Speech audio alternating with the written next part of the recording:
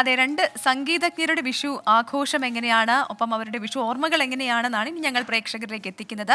ഒരാൾ മലയാളികൾക്ക് ഏറെ പ്രിയങ്കരനായ ഒരുപാട് നല്ല പാട്ടുകൾ സമ്മാനിച്ച കൈതപ്രം ദാമോദരൻ നമ്പൂതിരിയാണ്. ഒപ്പം അദ്ദേഹത്തിന്റെ മകൻ ദീപാങ്കരനും ചേരും.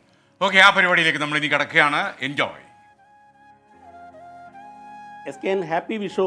ഈ വിഷു ദിനത്തിൽ നമ്മളോടൊപ്പം ചേരുന്നത് മലയാളത്തിൻ്റെ പ്രിയപ്പെട്ട രണ്ട് തലമുറയിൽപ്പെട്ട സംഗീതജ്ഞന്മാരാണ്.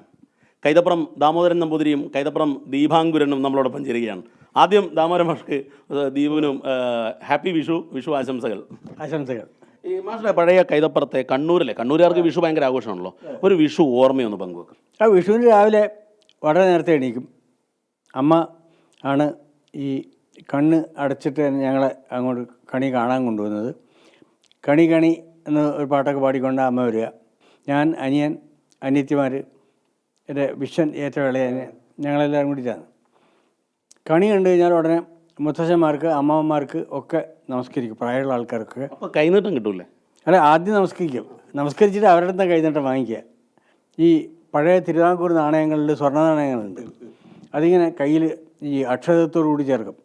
എന്നിട്ട് എൻ്റെ കയ്യിൽ നിന്ന് തരും. എന്നിട്ട് അതിങ്ങനെ കണ്ണിൽ പിടിക്കും.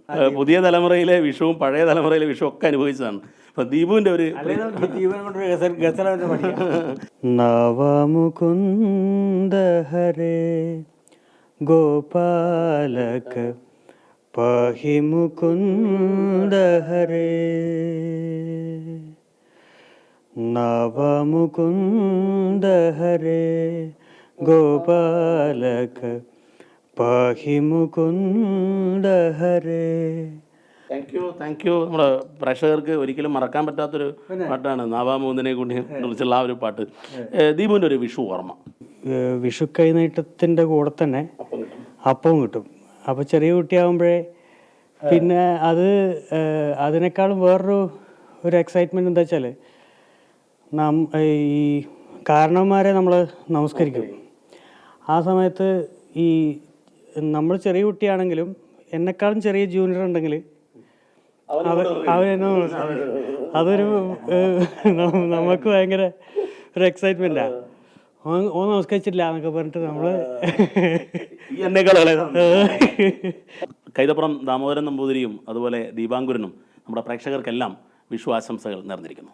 ക്യാമറാമാൻ പ്രവീൺ ധർമ്മശാലയ്ക്കൊപ്പം കോഴിക്കോട്ടെ കൈതപ്രം വീട്ടിൽ നിന്നും ദീപക് ധർമ്മടം 24.